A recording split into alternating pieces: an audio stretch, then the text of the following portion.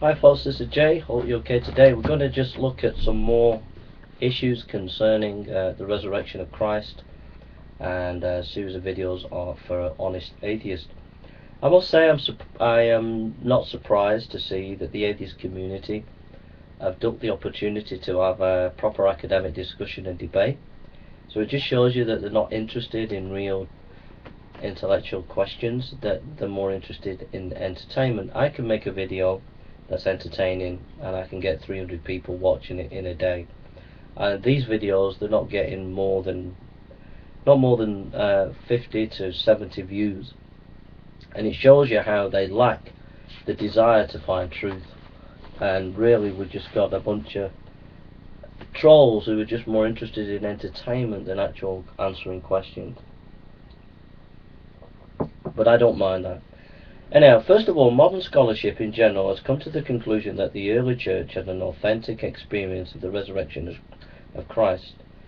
Disputes about the nature of this experience are ongoing, but it is generally accepted that the early church did not invent these experiences decades later.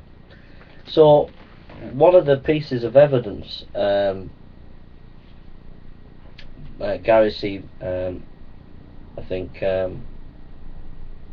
Berger, says it is, in other words, even liberal scholars are concluding that the disciples believed they saw Jesus rather than inventing them as literary devices decades later. So that's a significant issue. Scholars recognize that when they look at the source material of the Gospels, that they're seeing people who believe that they genuinely had visions of the resurrected Christ. Okay, and scholars will generally accept that. It's not really contested. Yet we get the atheist community contesting this, saying that it didn't even have experiences, because it wasn't, these Gospels and this story wasn't even in the time of Jesus. It was like 100 years or 200 years after. So they won't grant you, atheists won't grant you that these disciples had these visions, but most scholars will tell you that actually the disciples did exist and they did have these experiences. Now, the nature of the experiences, whether it was a supernatural resurrection or whether it was visions generally, can be disputed. But then again, what we can do is we can get to this basic fact that they had these experiences. We get to that place by using historical investigation, and even if you're a skeptical scholar, you basically come to that conclusion. Now, if we know that these disciples did have these experiences, what will change our minds as to the nature of that experience is the worldview that we take. If we take a naturalist worldview, that all there is nature, then we're going to see these experiences from a kind of psychological models.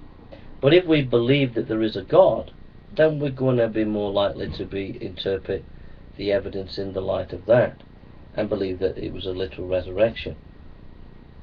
The reason why it's more likely to be a spiritual, real resurrection is because all the naturalist theories of explaining these visions don't fit all the visions that were there at that time.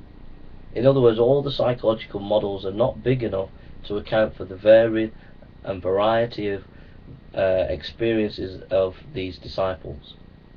One psychological model just doesn't fit. And then when you use the psychological models, it doesn't fit all the rest of the facts that we know about Jesus. So even the best naturalist explanation of Jesus doesn't fit the facts, and it's not a workable hypothesis. So I'll leave it there on that video, and I'll do another one.